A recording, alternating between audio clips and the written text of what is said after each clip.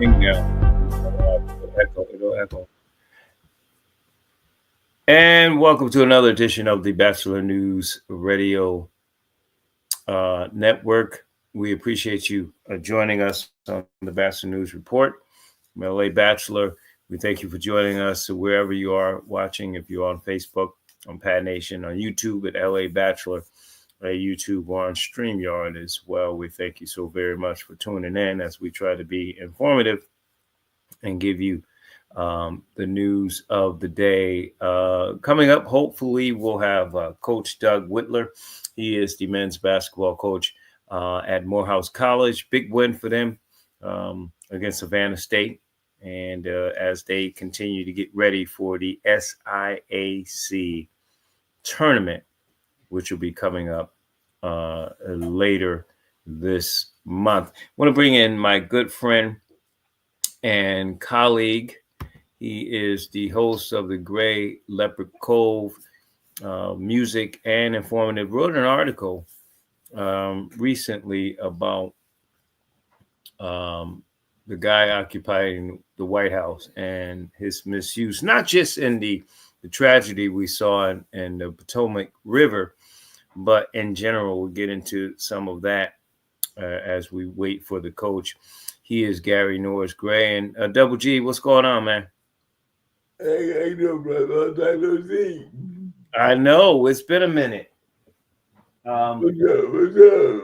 Yeah, man.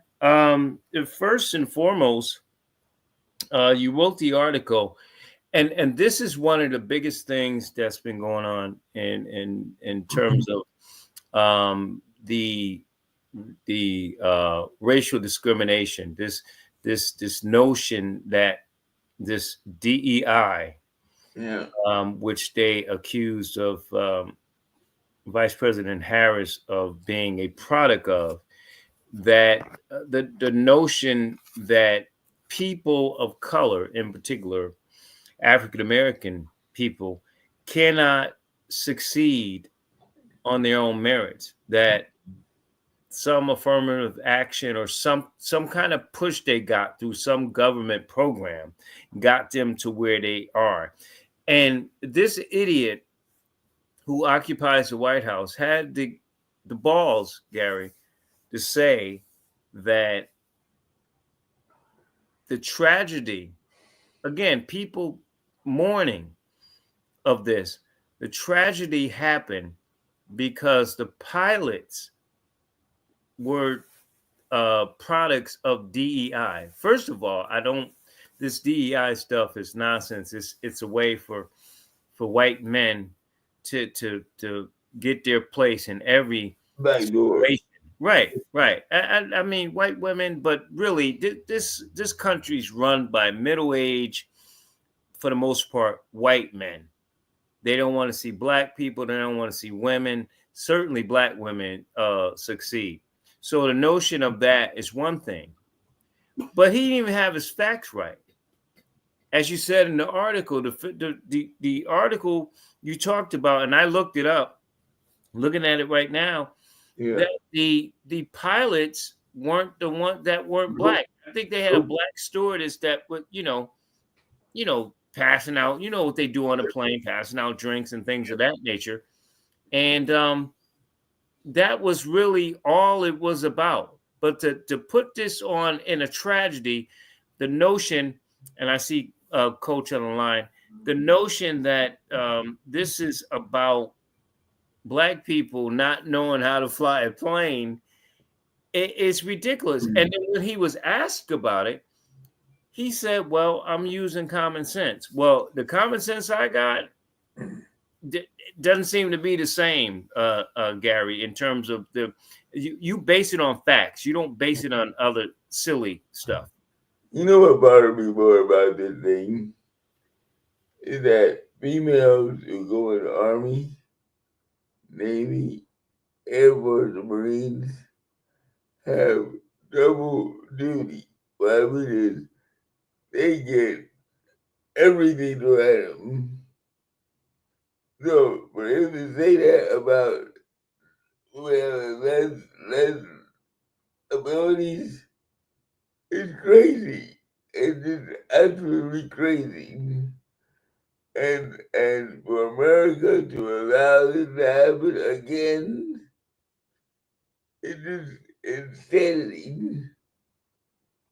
I am very disappointed in it. I'm very disappointed in the country. I'm very disappointed in people in Washington D.C. I'm very disappointed in the Democratic Party for not standing up for women and minorities. I'm disappointed in the leadership of both parties. They are both. But Gary, and we'll get into it. I want to slide the coach in, but if you're if you're disappointed in both parties, I mean, join the party. I mean, Yeah, the party that has no power caused a lot of this, but we'll get into that. I mean, the fact that they didn't, they didn't do support, anything. yeah, the fact that they didn't support this candidate speak volumes. And I, like I said, we'll get into it. I want to get to coach, but the fact is that I can't even watch news, Gary. I I can't really either. haven't, I and can't. I can't do it. I can't bring myself to Yep. watch this country going down the drain with this orange orangutan in the office. So I'm gonna come back to you, Gary, because I this is very important. I want to bring in the men's basketball coach at Morehouse College, coming off a nice win against Savannah State. He is Doug Whitler. And coach, I appreciate you coming on first time. Let's not make it one time. Oh, no problem, man. I appreciate the invite. Sorry about my tardiness. I had some problems getting signed in, but I figured it out, and we're here and ready to go. No problem. I know AD. AD is a colleague and a friend, and I know he's gonna stay on top of it. I see him on the line too. I appreciate it, Coach. Big win for you guys. You had won like 4 or 5 in a row. Had a little drought, but nice to get a win. Pretty much from start to finish. Up 10 at halftime. You went by 6. Talk about this Savannah team and how tough it was for you. Well, they tough every time. You know, my assistant coach, Coach Augusta, he talks about it. They never give up, man. We've been up by 20 against this team, and they've come back to make it a 1, 2, 3 point game or sometime win the game. And this is every year that we play this team. So they're very well coached, even since Coach Broadnax has stepped down. They're just a good team. They're tough. They got guys that can shoot the ball. They know what they're doing. They run their stuff, and they're gonna always be a hard out. Yeah. What did you say to your team at halftime, up 10? Obviously you want to keep your foot on the pedal. But what did you say at halftime to kind of seal the deal by 6? Well, first thing I said, well, let's not blow another lead. We've been blowing leads at home a little too much this year. But just told them we got to stick to the game plan. A lot of times when we lose those leads, guys kind of get in their own way, and we play a little bit of hero ball. But if we just stick to the game plan, we got enough good athletes and good players that can come down and finish games. But got to stick to the game plan. What? Why is that? You think in terms of and looking at your season so far, blowing leads, what, especially at home. What would you pinpoint the reason why that has happened in the past? Well, I think that the kids at home they feel that they got a lot to prove, and sometimes guys not having the best game of what they think, and they believe. I think we're in an era too where a lot of the young men or the players today they feel that scoring the basketball is the only way to be effective or to prove that they can play. I've been a player my whole life. It's just always believed and love making plays by setting screens, getting rebounds, taking charges, getting blocks, getting assists, just playing basketball. I love basketball, and there's more parts of basketball than just scoring. And we got a team of guys that they just love to score the ball.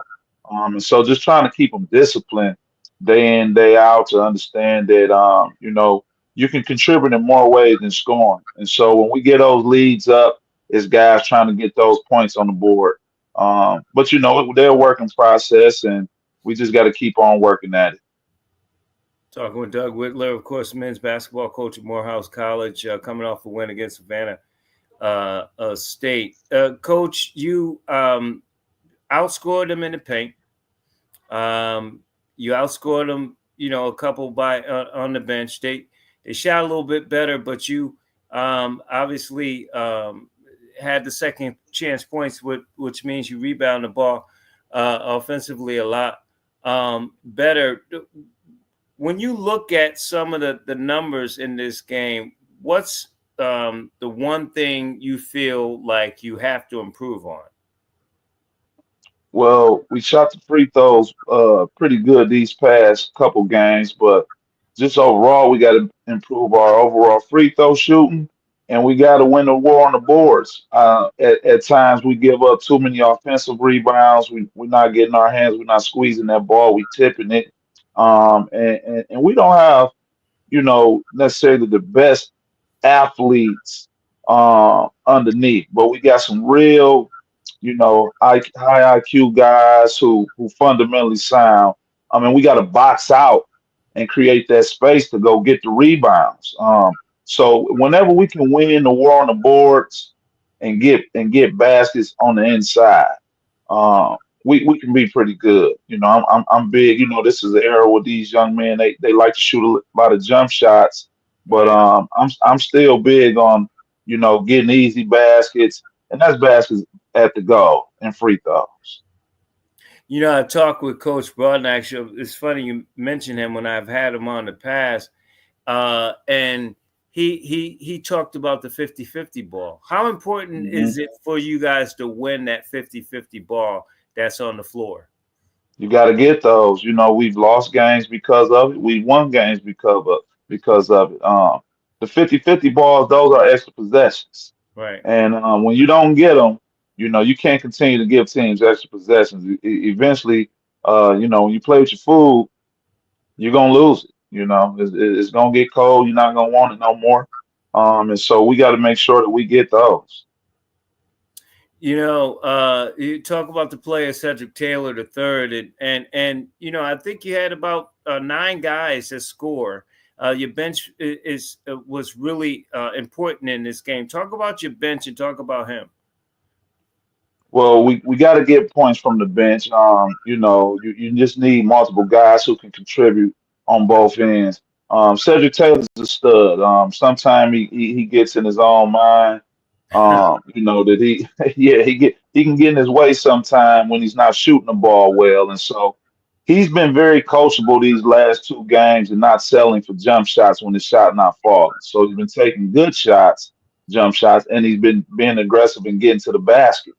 And he's knocking his free throws down. I think he was 8 for 9 the other day, and then against Clark Atlanta he was 11 for 12. So, if he can shoot free throws like that, keep getting to the basket, put the pressure on the defense, don't settle for those jump shots. Why doesn't it, again, Coach? You and I, old school. I used to coach my kids, and if the jump shot is not there, why don't you drive to the basket? Why don't these kids understand that to get into a rhythm? If you're not making jump shots, drive to the basket. Why don't kids understand that? It seems like fundamentally sound. It's the easiest thing that you can teach. Well, they think they just know more, and Steph Curry got them believing that the next one gonna fall in. Uh, but I've always been that way. I'm blessed, and I can actually say I had a high IQ when I was real young. I remember playing in 10 and under, and telling the team, I mean, when I was 10, all we got to do is drive to the basket. We drive to the basket, we're gonna get easy lefts or get fouled.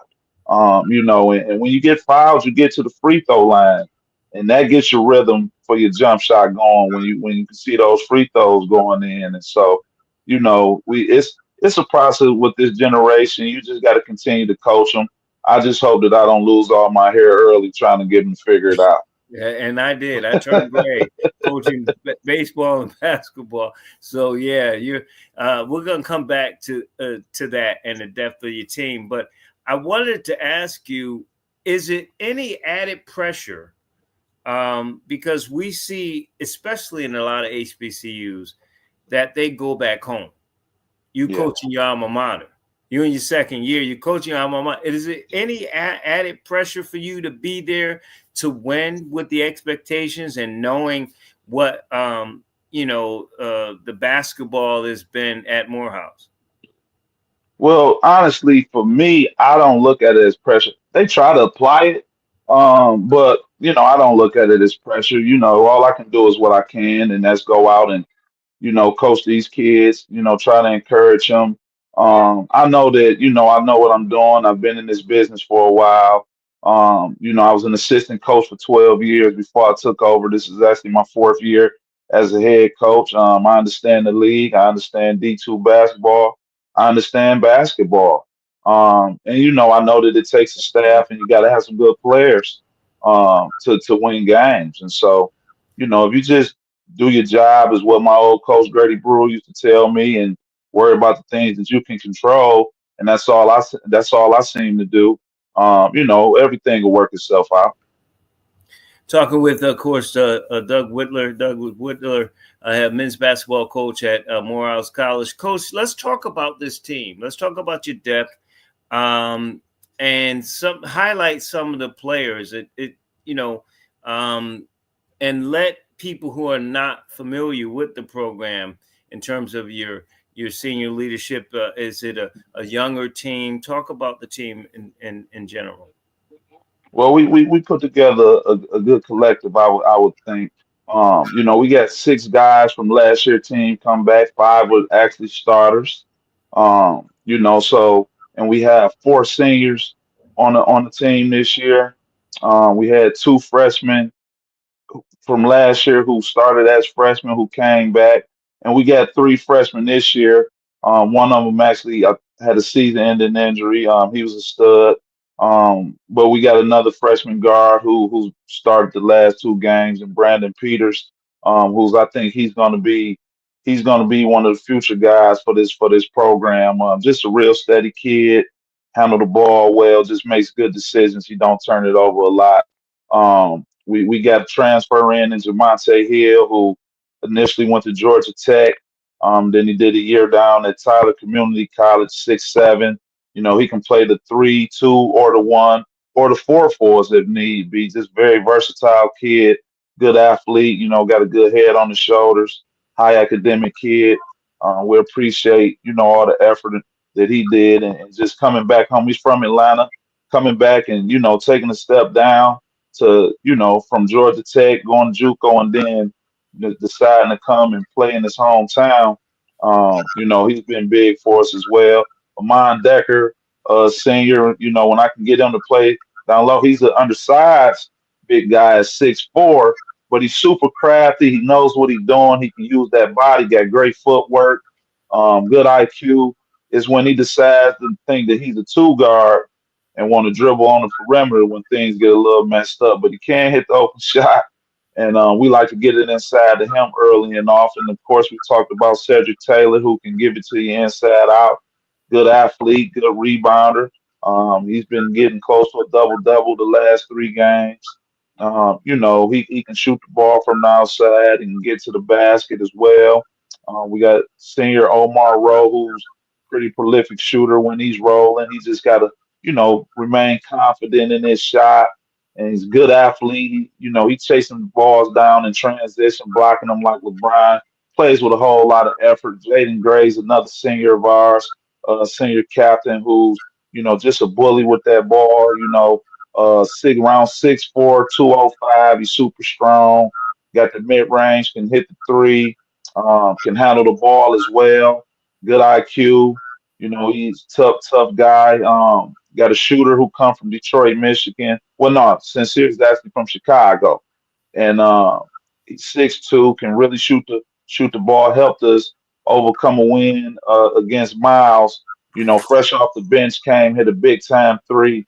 to send us in overtime, and we was able to come out and pull out that game with a win. And we added our DeAndre Ross and Dre Watson, another 6'8" kid, super good athlete, big time rebounder, had a double double the last game, close to a double double against Clark Atlanta. Just big time rebound, good athlete, good head on the shoulder kid, play with a whole lot of energy.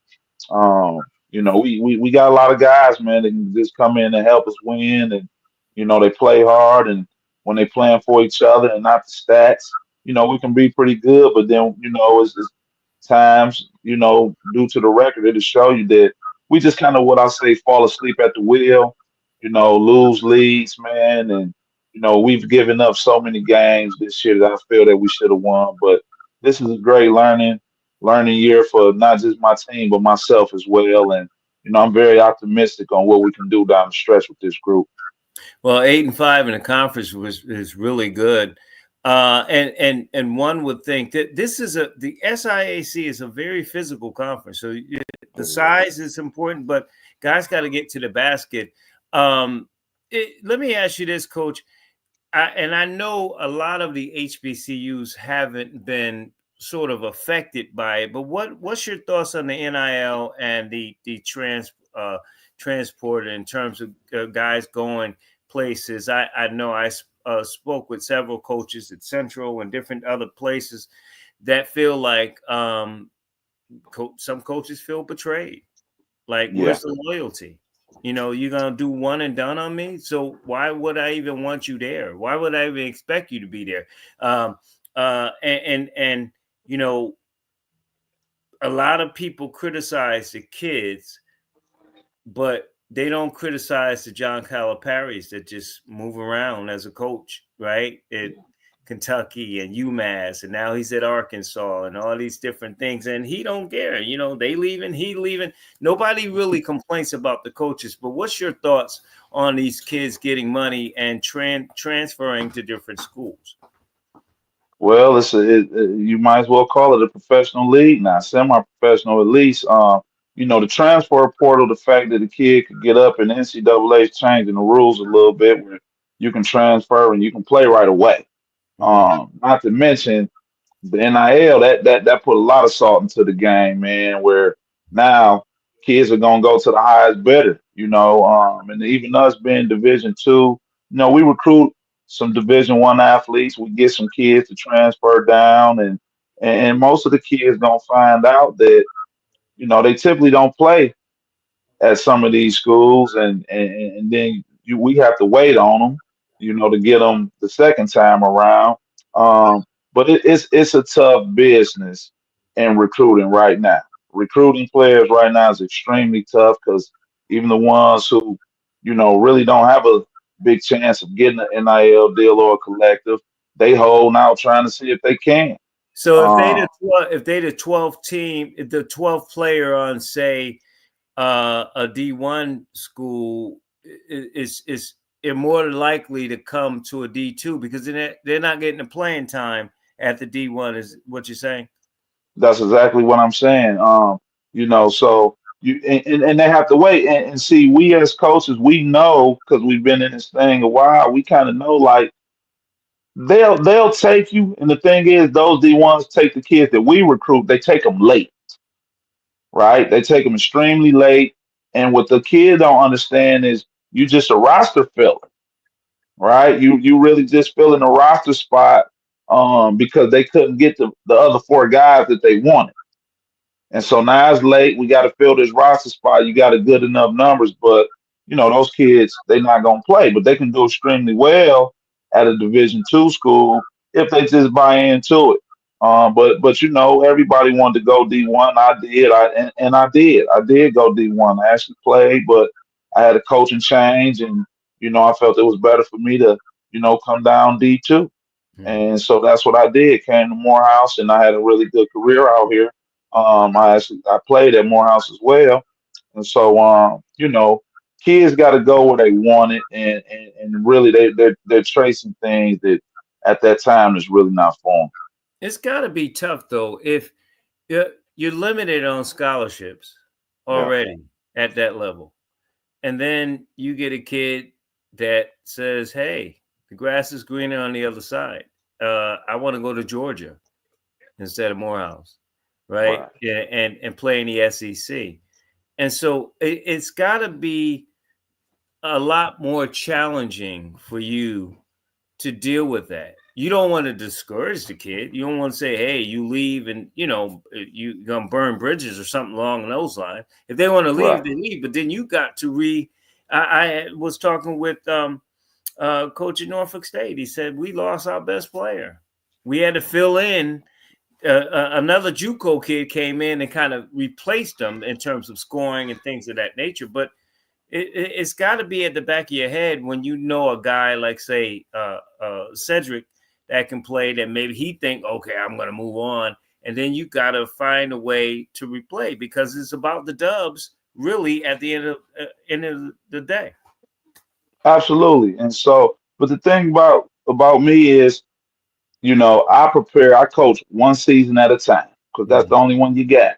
And so that's why you got to constantly be recruiting guys. And that's what makes the job hard, because you're trying to win. You're trying to focus on the team that you got, but you got to spend so much time on trying to get the next group of guys that can come and play and help you continue to win.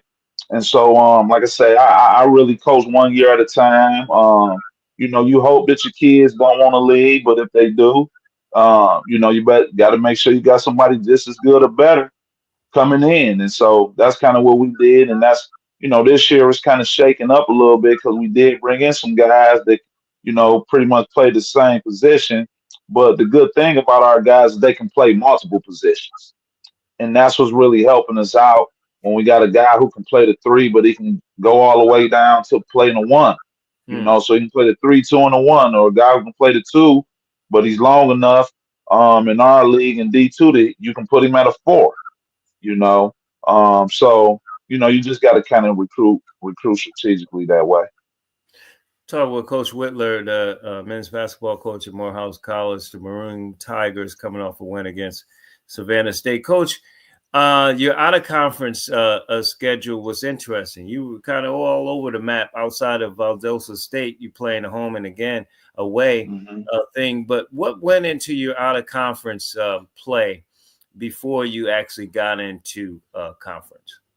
So my thought process, in Division 2, it's a regional thing, and Right. you want to play the regional games, and you want to try to get the wins. Now I scheduled a real tough schedule. I did it purposely because I felt we could win the games, and we actually could have, but unfortunately we didn't have the best non-conference record, but I think it prepared us, for conference, and it's going to prepare us for the NCAA or the SIC tournament, and trying to get us geared up to get to the NCAA tournament. We'll see some teams that we've seen before. And so we went down to Florida, and we went on the road and did it too. We went down to Florida twice, played 4 games. We only came out 1-3 out of that, but I found some things out about my team that I felt we could play against anybody in the nation when we focused and we're playing Morehouse basketball. Well, I mean, you beat Howard on Martin Luther King, the classic there. Howard's fighting in the MEAC to try to even. So that was a huge a win for you guys to get that dub there. Let me ask you this: and this is more of a general basketball question, because um, it came up in some interviews I've done with other coaches in terms of nepotism.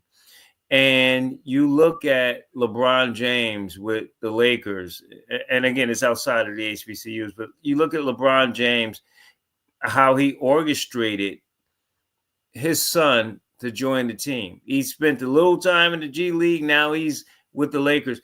And listen, I applaud LeBron trying to help Bronny. Bronny's not ready for the NBA. It's clear as clear can be. And I'm not a big fan of, you know, being a father or someone and pushing your son into a situation to make him really look bad. And that's really Bronny, his look really bad. I coach my kids. I would never want to favor my kids over others because it breeds resentment.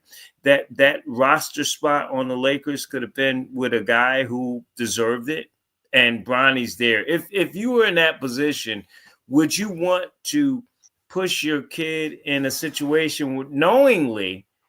I would think LeBron would know knowingly because you want to play with him at that level, knowingly he's not prepared and ready for that. The game is fast, it's athletic, it's it moves. You know the game, you play the game. Absolutely. So would you put your son um, or daughter in that position to play at the highest level, knowing they're not ready to be on that level? Well, most fathers gonna believe, and I think LeBron might believe that Bronny could do something in the league, but then he might know the truth like everybody else. He wasn't really ready. But I think that move for LeBron was strictly so that he could go in history and saying that they were the first father son to play in the NBA game together. He made the play because he could, but I think that they should have. Look, Bronny should be in the G League. He needs to be playing in those G League games, getting developed. And it's just really unfortunate because, like you said, man, that took away a roster spot from somebody who really probably deserved it a little bit more. But the nature of the business is it's not about what you know or what you can do. It's mainly about who you know. And LeBron got a lot of pull and weight. Me myself personally, if I wanted to, try to fulfill that goal of being able to play with my son, and I had to pull the LeBron, I might have did it as well, just for Mm. the one game, and then sent him. All right, son, you gotta go to that G League now, where you can compete a little bit more better now, because we don't want to make this thing look too crazy. And LeBron know that his time is, father time is undefeated, and so he pulled the move sooner than later. But he probably could have let him. Brian's gonna be in the league next year. He could have let him go to school for one more year. And it's funny because I'm a big Sixer fan. They were playing the Lakers, and it was a guy off the bench, the name that escapes me, and he Hmm. scored 27. The Lakers were getting blown out. He scored 27, but he was knocking down shots. And Right, the commentators were saying, "Wow, he probably need more playing time. He's not getting the right. playing time because Bronny is getting the playing time with no points, no rebounds, no assists, but just minutes." So I would have done the same thing if I was going to do it. I'll make it ceremonial. Okay, Right. you came out one game, so we're in history. Now you need to go back and harness your skills even more rather than embarrass him. And I just don't understand that. A lot of people were for it, and I'm not. I told you so, but this is what the result is. Coach, when you look at your schedule now, again 8-5, you're coming off a good win, start to finish win against Savannah. Now you get ready for your upcoming game, of course, and it doesn't get any easier against Allen, and this is a program new to the conference. Surely, you get them at Forbes Arena. What do they do that you see on film that will give you problems offensively and defensively? Well, they're unpredictable, but they play hard, man, and that's and the thing about it, everybody wants to beat Morehouse College. I said we like the LeBron James Lakers. Like nobody wants to see him win no more. So everybody's bringing their A game, and so they gonna come in, they gonna play hard. They got a little length on that team, and they well coached as well. Moving forward, my goal, we won the East Division 3 years in a row. And the way the conference is set up this year, only the number one seed on each side gets the automatic conference bid to the SIC tournament. And I want to make it four in a row. That's always a goal of mine to try to win the East Division and set ourselves up in the SIC tournament. But each game is gonna get harder and harder. At the stage we are, we really need to win every game that's in front of us. But we got to take it one game at a time. But the good thing about it is we're capable of doing that. We're capable of beating every team that's left on the schedule, but every team on the schedule can beat us as well if we don't bring it. And so, we just got to stay focused. We got to come in, work hard every day, and we got to do the things that we're coached. And guys got to go out there and execute the game plan. And I won't keep you long, but I mean, how important are these games, especially within Georgia, the Albany states, the Fort Valleys, and in terms of recruiting? I mean, it's so much. You got the big one, the NBA Classic coming up in Oakland with Tuskegee. That it's on TV. How important is it in terms of the state of Georgia and recruiting, being on TV, seeing that, oh wow, Morehouse, they could ball out. I probably want to go there after high school, that kind of thing. How important is it from a recruiting standpoint to deal with the Fort Valley states and the Albany states of the world? Well, it's super important. You want to make sure that you get those wins, because of course, winners, good players want to play for winning programs. Hmm. And Albany State, Fort Valley, just some really tough teams. Even though I know we gave those games away, but they took them. They kept playing hard. They competed. They fought. They executed. They were just tougher than us on those nights. And if we can get our guys to just stay focused, and it's going to be, it's a challenge, but we can do it. We can win everything in front of us, and win is definitely going to help us recruit the top kids that we want to get. And a brutal schedule. I mean, you got 3 games in 4 days, and I don't Man, think we see on TV the ACC and all these, and they don't play the kind of HBCU schedules that you guys have to play. Like you playing all these games in a bunch. The second to last question I'll have is to you is one of the issues I have with tournament time is that if it's D1, um, the play-in games are usually HBCUs. They're playing either a team that's like the 6th seed in the Mountain West Conference, or they're playing each other, or they're the 16th seed playing the 1 seed. At the D2 level, they pit you guys together. So Morehouse may play Johnson C. Smith from the mhm. CIAA, and they pit you Mhm. together. And to me, and this is me speaking, they don't want them, black schools to go deep in the conference. So what they do is they by process of elimination, they pit you against each other, and one team loses, the next team moves on with the higher seed. And it's even worse for D2 because you playing regional teams, which is Playing why you regional team. schedule those regional teams so you can have a Yeah. higher ranking.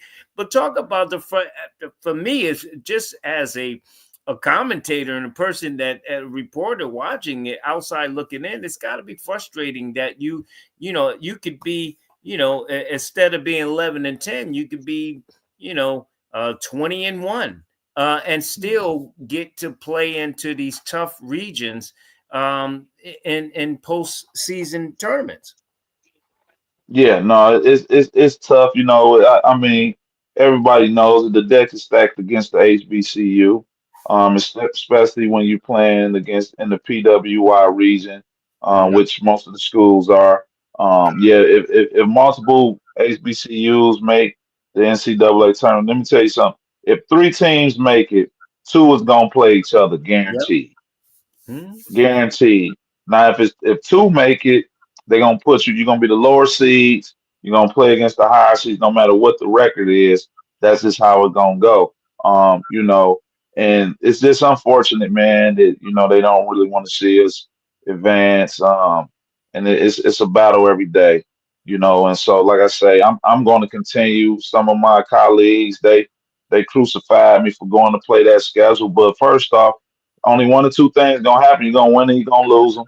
and I'm never scared to play anybody. My first year, when Coach Brewer he was sick, right when I knew I was going to be coaching that year, and I was like, well, wait a minute, I got to make a schedule. And so I called him, and he said, "Well, you can make a soft schedule, you can make a tough schedule." And I'm from the east side of Detroit. I don't know nothing about soft, so I'm going, I'm going to play the. I want to play the people. I want to see where my team is at, and we're gonna go out there and compete no matter who we play. I don't make soft schedules. Every year we've always had we're gonna play tough teams, and we win some, we lose some. But that's just how the game goes. Yeah, sentiment from Coach Bouton and Coach Jones and some others that be candid about it, and I appreciate that because a lot of coaches don't want to really say that, but really that's what it is. They want all the black schools out of the way. Oh, all Oh right, we yeah. let you in. Now you move on and go home. Let the real schools compete for the championship. That's what I feel. All right, Coach. Final question for you: what are the keys in getting a victory against Allen? What are the keys to make sure you win? At 5-5 at home, you want to have a better record there. So what are the keys Absolutely. to getting this stuff? Well, we got to make sure we defend at a high level. We can't give up open shots. We can't give up second chance rebounds. We want to make sure that we execute. We want to share the ball, get the ball inside, and then we got to make sure that we close the deal at the free throw line. If we can do those things, typically if we make our free throws, we keep teams off the offensive rebound, and we defend at a high level. I like our chances against anybody. Yeah, and that's what it's about. That's why I said like it's you're in a very um tough conference. Like you Yeah, said, that it's not really about all the size. Like you said, you can intertwine a guy. It could be a two or a three or even a four. It's about the physicality, um, absolutely. and definitely getting on the boards. Coach, best of luck. Again, this is your first time. Won't be your last time. I'll be calling AD, get you on. Best of luck against Allen. Best of luck the rest of the year. And we thank you for taking the time out to talk with us. Absolutely. I appreciate the opportunity. Thanks. Looking forward to talking with you guys again. Thanks, Coach. All right. All right. He is Douglas Whitler. He is the men's basketball coach at Morehouse College, getting ready for a game at home against Allen. 5-5 at home, trying to right the ship in terms of being at home. 8-5 and still in the hunt to win the SIAC.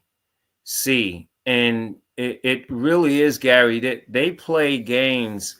They play games in Monday, Wednesday, Saturday. Then they come back on Monday. It's a different beast when you're playing in the CIAA, SIAC, MEAC, and the SWAC. Not so much all the time, but definitely they play a lot of games in a short amount of time, and that's a lot, especially if you're traveling to Florida and all these other places. That sleep and all that kind of stuff plays into it, and again, they play on the 6th, they play on the 8th, they play on the 10th. That's 3 games in 4 days, essentially. Yeah. That's a lot to ask for young people to be able to come out and play well, just let alone win. And don't forget, it's school, it's education, right? Right. And that's part of the game too. You have to be educated. And to see these guys do this in 3 or 4 days, do they go to class? Do they get tutors? And, and not only that, Gary, I mentioned to him the NIL where these kids are getting paid, and bravo, I appreciate. I want them to get paid because the NCAA has been the slave master where these kids are playing and they're printing money like the NFL. Um, but having said that, it's got to be tough because if his best player, as he mentioned, had 19 points in the game, if someone or if he sees something on TV where he think he can Right. go play at Duke, and he leaves, You gonna leave. Yep.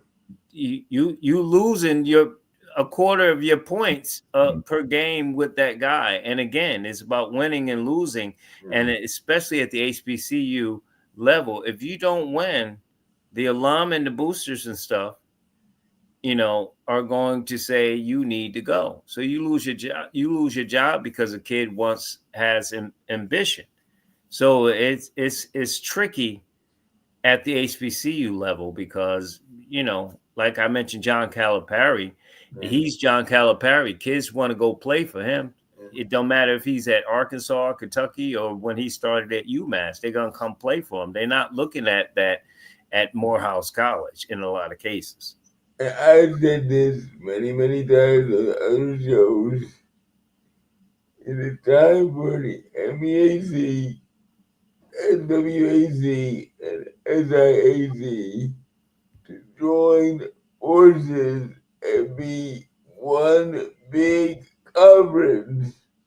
They won't do that. No, they won't do that because um, presidents Yep. of these conferences feel like, why do I need to share? Yes. And that in lies the issue. Where It they is- don't it they, is- they it don't is- want to have superpower. I mean, it makes no sense at the D1 level where USC and UCLA, which is out in California, is now playing in the Big Ten. The Big Ten conference it consists of teams in Michigan and Indiana and all these places in the Midwest. But because there's so much money spread around the USC and UCLA, you out in Cali, you way away from, Michigan or somewhere else, but they can do it because they all gonna print money. It's not like that at the level of the HBCU. Some teams are not going to make it. Some schools don't even have basketball or football, so it's hard to kind of bring them all together because they can't afford it. When you have, Like Morehouse doesn't have football; they got basketball. They don't have football. So how do you yeah, compete in football if you don't have a football program? when you have the University of California, Berkeley going to Chapel Hill, okay, going to Chapel Hill to play basketball, that's crazy. That's just crazy. Yeah, Because you have to go 3,000 miles across country to play one game and then come back home. yeah. It And really it's a lot of injustice in that where if you don't get that endowment money and the monies that you need, I remember just a few years ago, Spelman was barely keeping their doors open. The all women's college, they couldn't afford it, and they're not playing sports. They just couldn't keep their doors open. Those are the challenges. You got to have right people in place to stop those injustices. And I want to go back to what we were talking about, and that is diversity, equity, and inclusion, also known as DEI. And this notion that the Trump and MAGA people think that people of color and women are taking away from jobs and things that they try to fight for. This is a man who I was supposed to have, and hopefully I will have a person on that is torn about leaving, taking a buyout and leaving their job or staying. And the Trump administration is not only forcing people out, they're actually, in some cases, keeping certain people so they could put his people in place to oversee it. He's trying to get rid of the IRS. He's trying to get rid of the Department of Education. He's trying to reshape Homeland Security. So I'm not even surprised. I'm not even surprised, Gary, that this Potomac tragedy, that he's trying to blame it on that. He's trying to subdue minority people and women, especially women of color. And I was saying to you before Coach Whitler came on, it's very frustrating. It's to the point that I can't watch TV because some of those people who are going through all of the things that this administration is trying to do, they voted for this dude. So Okay. I have no love for them. I have no love for the people who voted for him, and he's just making their life miserable. I have no love for them. You voted for him. You made him. You put him in that position. Now you want to complain? All right. This is what frustrates me more than anything else. You had Latino males Yep. and black males who voted for this guy. I mean, what's wrong with you? The guy told you. The guy told you what he's gonna do. He told you how he's gonna do it, and you voted for him anyway. Shame on you.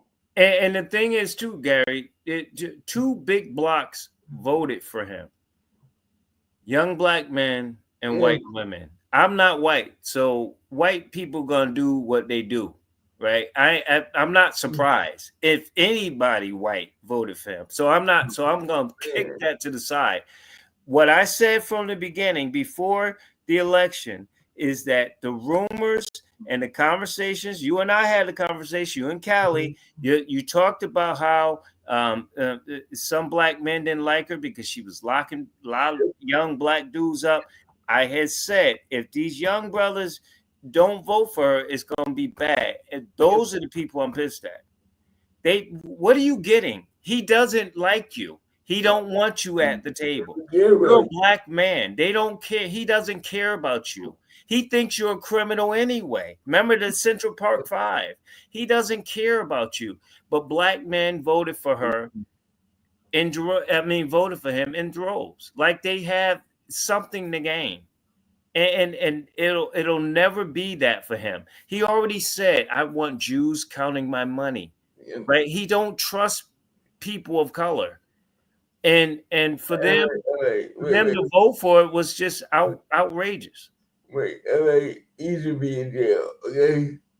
He should be in jail right now. Okay. That's what I don't understand. I don't understand that. This guy has 39 felony counts, guilty on felony counts, and he's the president of the United States. What's wrong with you? Yeah. What's wrong with you? And the people he hired, Gary, are more extreme than he is. See, Trump doesn't care about extremists and stuff. No. He cares about his pockets. And he's a narcissist. He wants to be told he's the best at everything, whether it be in the bed or deals or anything. He's the best. He got the biggest penis and everything else. He is the best at everything. So he don't care how extreme they are. They care how extreme they are. And they want to not only make money, but they want to push their extreme agenda. The people that vote for him don't understand. This man has 4 years, which means Clarence Thomas retires, he can replace him with somebody even crazier. And Leto or whoever that's going to retire that is a conservative, he's going to just put back in place. Forget about the Supreme Court, the lower courts. He's going to put all them extreme judges in place and trust and believe it's going to affect people of color, namely black people. And you voted for him. This is why, like I said, I'm not only disappointed, I'm discouraged. I can't watch any news. I can't because I could say I told you so. I don't want to say it, but this is what you expected. all This right. is what you wanted. This is what you got. You know what's more frustrating than anything else? Is the American media. All right, let me explain this. The American media doesn't care who won the presidency. Right? They don't care. The American media was talking about what they call clickbait all he wanted to do was get eyes on their network. And he did how they did it, they just wanted to get eyes on their network. And MSNBC, CNN, Fox News, Well, CBS. Fox got a whole bunch of new lineups with people that Right. supported him. And here's the thing: MSNBC cares because Rachel Maddow was doing Mondays only. Now she on every night. Too late. Yep. Too late. You bought into it, hoodwink and centered. Yep. You gave this woman 81 days Yep. to identify who she is so she can try to win. That's not enough time. And the Democrats talk about the Constitution and how Trump and the Republicans don't care about the Constitution, but they threw her ass up as nomination. They ain't have no vote, nothing else. I still say that Biden would have beat him. I still say that. They decided to make the change. They made the change. They go with the Democrats. They go with all these rock stars and all Taylor Swifts and all these people means nothing. Trump got all these people with money and power in place. They should have left Biden in place and then take your chance. He already beat him one time. I don't care if he messed up on one debate. He beat Trump fair and square already one time.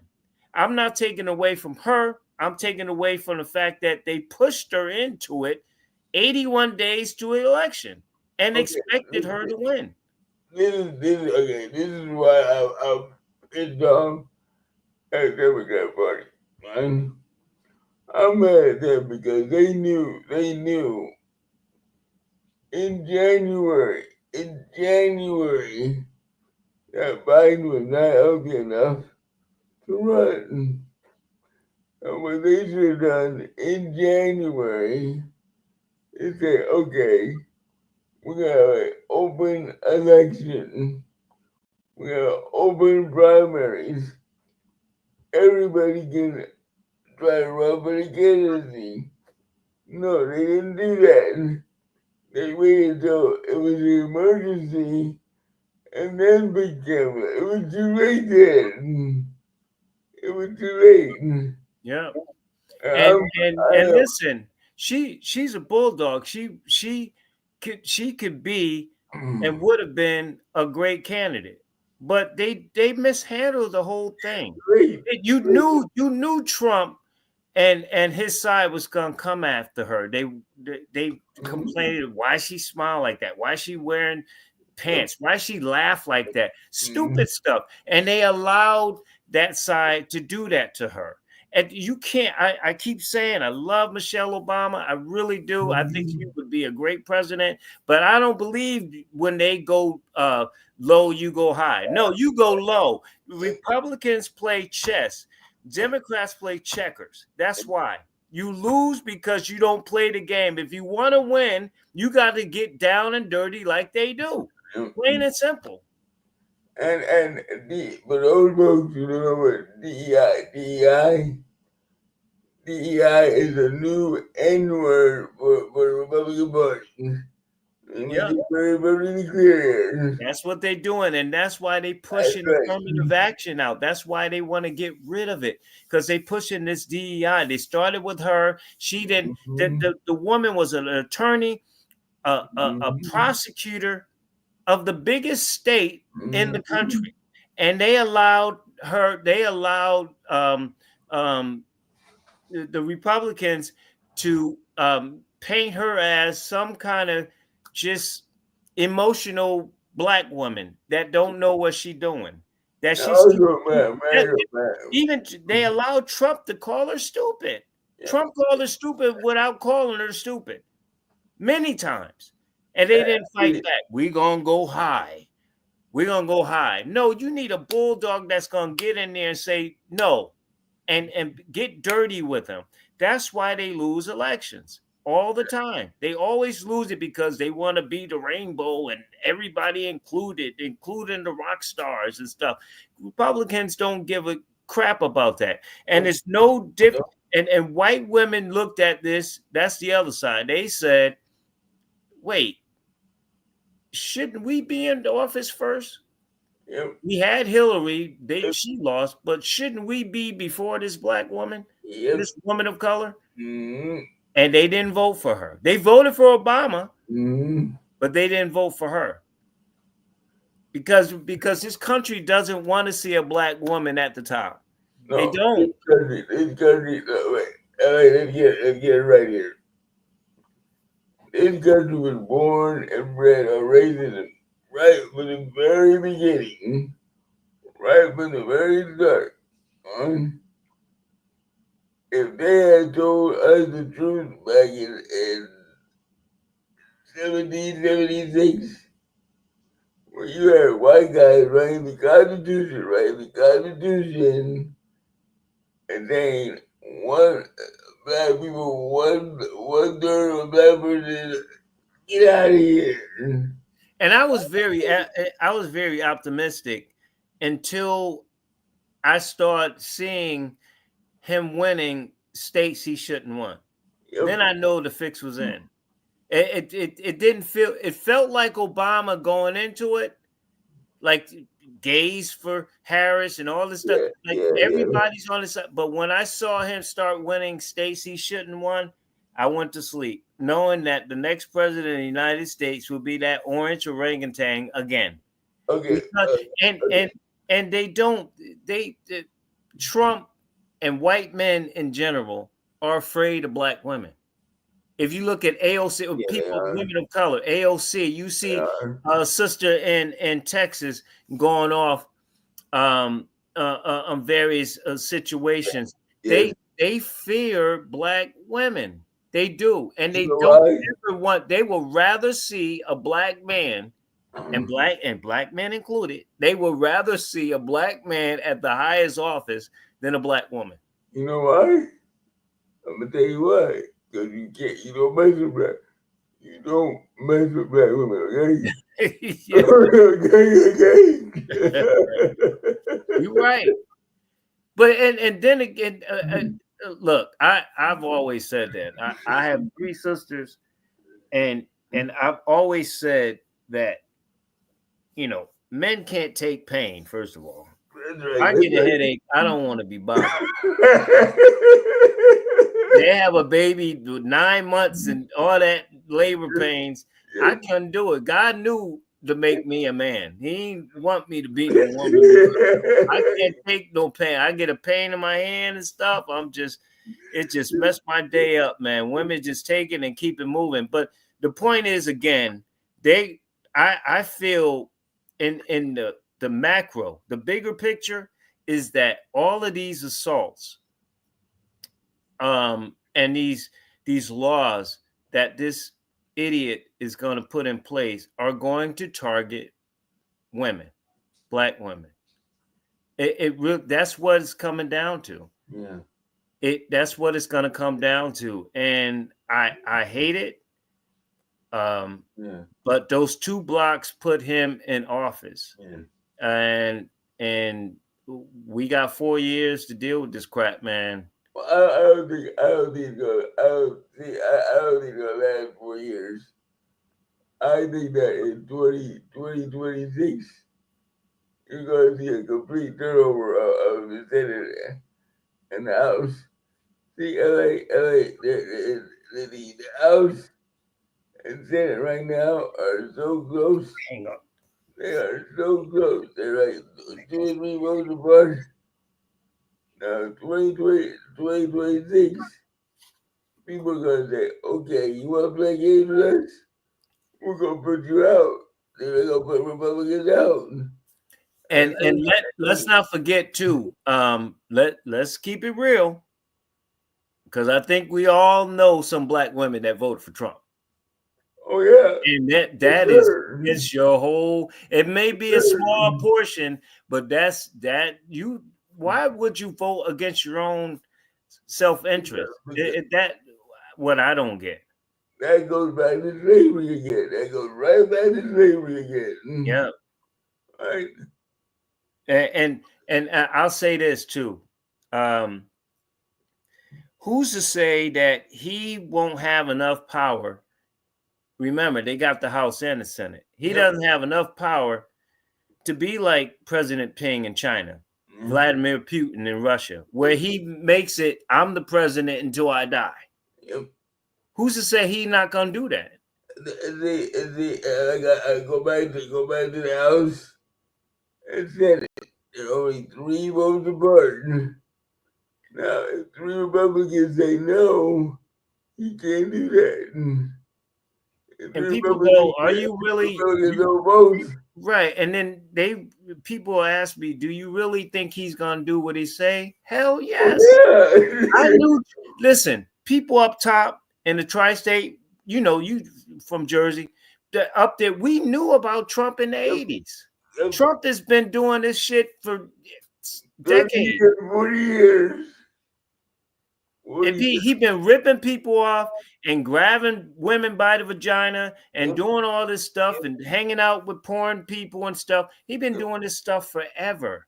Wait, And wait. why would he be any different? He got his hit list, and people think he ain't got. Listen, Liz Cheney, if she didn't get pardoned by Biden, even because she got pardoned, but he still probably tried to come after her. He coming after everybody. He Nino Brown in this thing. I'm going down. I'm taking some people with me, type of thing.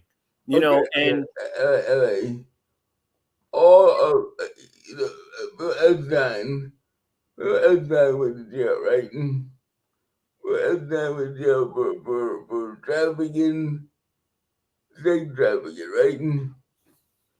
Who yep, was in the pictures with Epstein? Donald Trump. Nobody said a word. Nobody said a word. yep. Okay? And it's nice to pardon yourself from all these charges. You don't think he going after Fannie in Georgia, going after Sister Oh, yes, he is. Tisha James in New Yes, York he and the is. brother there? He coming. He And, coming. and see what he did. The fact that he wanted to dismantle the FBI. What are you doing? Right. And he put this lunatic in charge of the FBI. Thank you. And Marco Rubio, I forgot what position he has, and he just a lapdog. Trump called him everything but a spick, but he's still going to work for him. Yes. And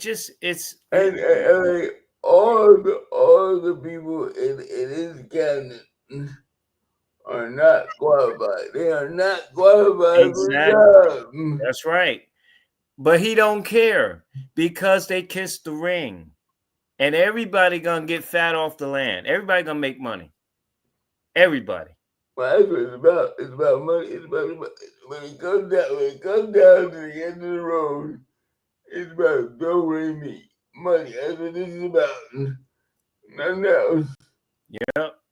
Everybody. That's what it's Everybody. about. I mean, he not even close to Junior, but he probably gonna make some money. Him and Eric don't seem to get along, but he's still gonna make some. Those, Everybody make money.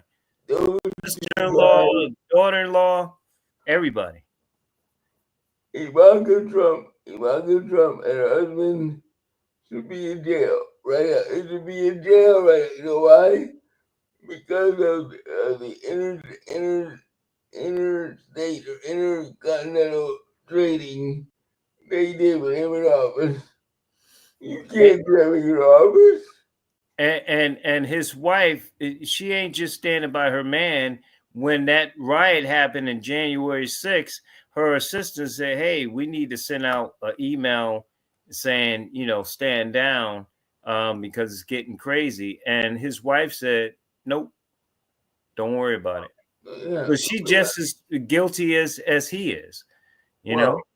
when he burned those 1,700 January 6th people, I said it's over. It's over. It's all done. When Yeah, you pardon people who break the law, when you pardon people who broke into the house and and when and you destroyed property and stole property, but what is wrong with you? yeah, it's just it's really ridiculous. And I think that Joe Biden is a good man, and he probably saying, see, told you so. You know, because he didn't want to give it up. He gave it up for the good of the country.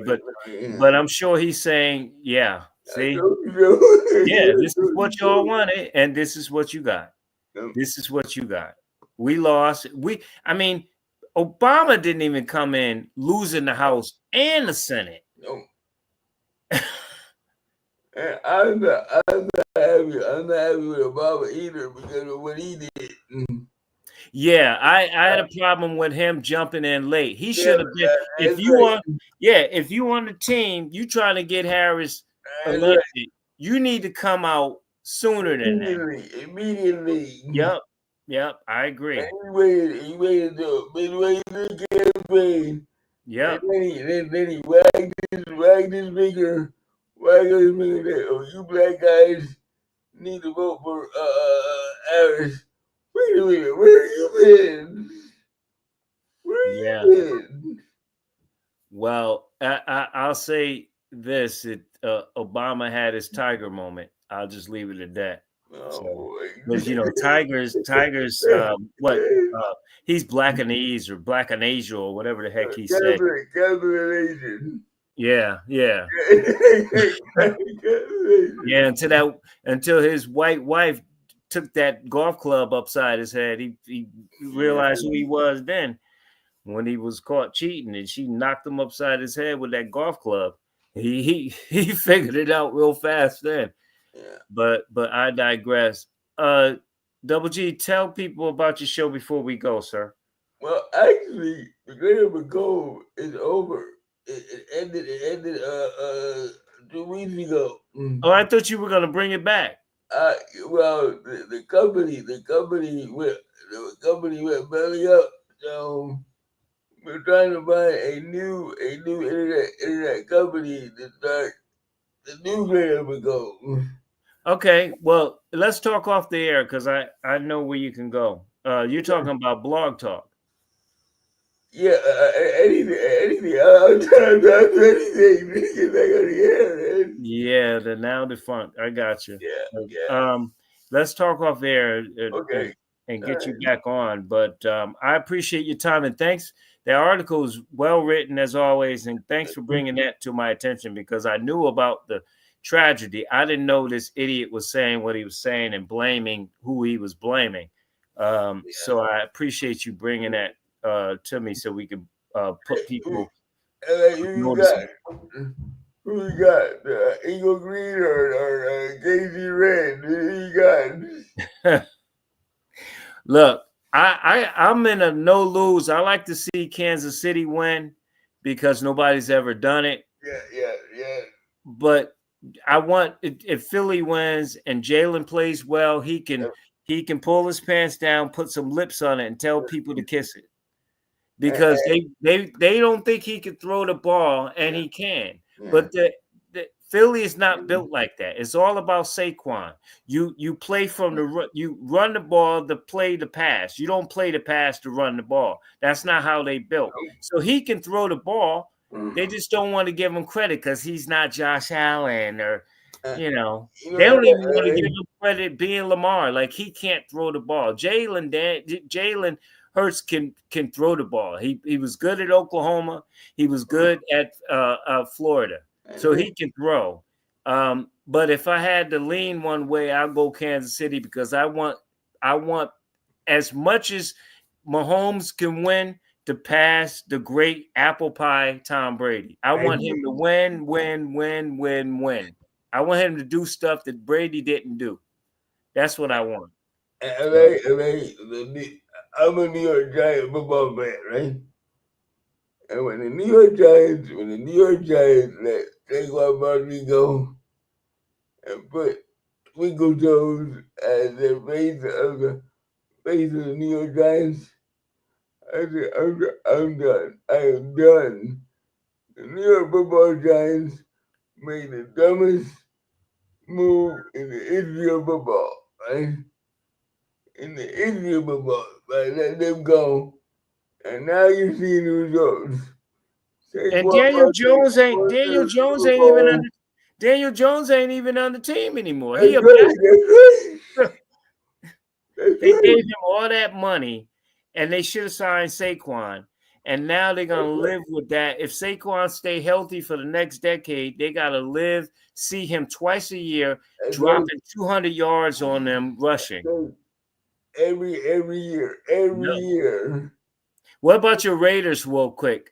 Why would you bring in old behind Pete Carroll as your coach, and then bring in Chip Kelly, who struggled when he was, in Philly as a coordinator, Okay, as the I OC. didn't. I didn't mind the head coaching position. I didn't mind him going with I can't get his name, but I didn't mind him going with that guy. But to bring in Chip Kelly, I am not a Chip Kelly fan. Never have been, never will be, because of the way he treated Philadelphia back in the past, Yeah, and the way he did it in San Francisco. I will never be a good Chip Kelly fan. yeah, yeah. It's he needs to stay in college. I mean, you just won a national Yep, title as OC, so why not stay at Ohio State? You see, Kingsbury in Washington with this kid. He turned down coaching interviews. He wants to be the OC there with Daniels at the quarterback. He's having fun and they being successful. He made the right choice. Chip Kelly is not a head football coach. He's certainly not a great OC in the NFL. But like I said, if people ask me who I want to win, it'd be Kansas City because of those reasons. I want Pat Mahomes. This will be his fourth if he wins. yes, He not even 30. He got 3 more to go to get to Brady. Even if he comes to 6, he's still I already think he's the greatest quarterback I've ever seen. And I'm a big Dan Marino fan. I've yes, never seen a guy do what he does. I've never seen a guy can adjust from Tyreek Hill, where you're throwing it 80 yards down the yes, field, to dink and dunk and still be successful. Ain't a lot of quarterbacks that can say that they can adjust. The Steelers did it as a group, like two Super Bowl wins, they were good on offense. Two Super right, Bowl wins, they were good on defense. With Mahomes, it don't matter. They can be good on offense, good on defense. He's still going to be number 15. That's the biggest reason why I think they win, because Philly on paper got the best talent, but they don't have 15. And that to me is going to be the difference. Bad ankle or not, I think that he's going to find a way to get it done. And they got the better coaching too. So yeah. um, Well, I think the Kansas City Chiefs have a better coaching staff. And also, they improved their defense from last year to this year. Great improvement over last year. the biggest thing they improved is Oh yeah, that yeah, they improved that left tackle position. yeah, That's the quarterback's bad backside. You got to be able to protect him from the backside, and they got an offensive tackle that's doing the job. He was a guard. He playing tackle, which is different. Guards in between the tackles with the nose tackle and guys, but the tackles are your outside guys. They protect you. And now they got that shored up. That's why he hasn't taken a lot of sacks this yeah. year. And that's why I think, as good as Philly defensive line and defense is, their back end, they got the secondaries and stuff. I just think Mahomes is just smarter than everybody else when it comes to football.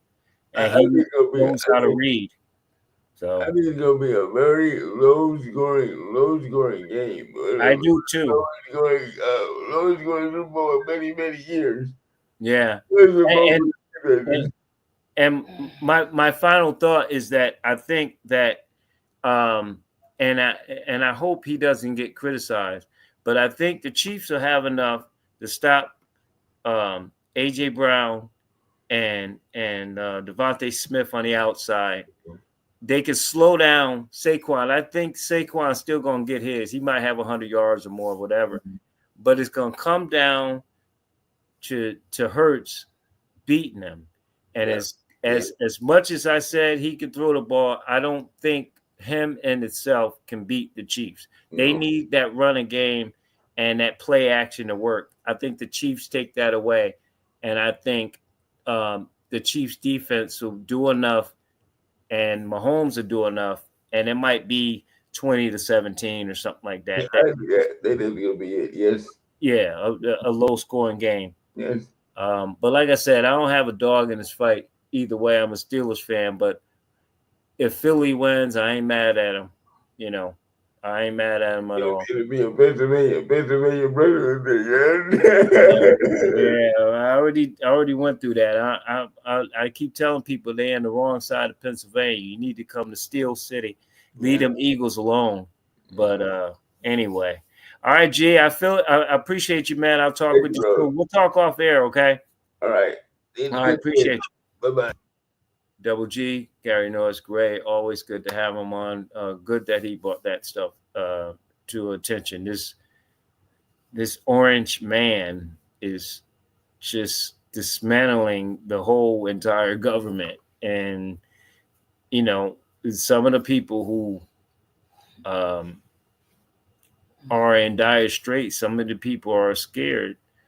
Are the very people who voted for him. So you get what you ask for, and I don't think I think it's going to get worse before it gets better. This man has no feeling, no empathy for anybody. He worried about his pockets. He worried about him being the best at everything.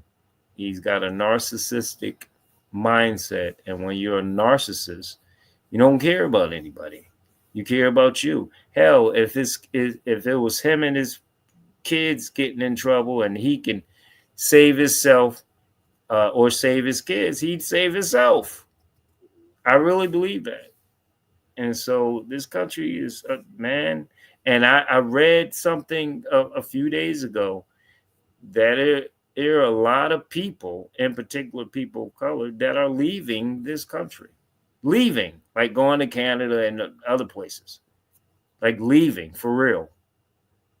So, hey, he loves the dude in North Korea. He loves China. He loves Russia. What do they have in common? They have dictators, people in charge. And if you run against them, you can be dead or missing or whatever. That's real talk. And that's what he's trying to do. That's his heroes. He loves Mein Kampf. Look up Mein Kampf. That's Hitler's story. He loves Hitler. And what did Hitler do? Killed 6-7 million Jews, put them in a damn oven and killed them? He loves him. He loves Mein Kampf. My story is what it is in German.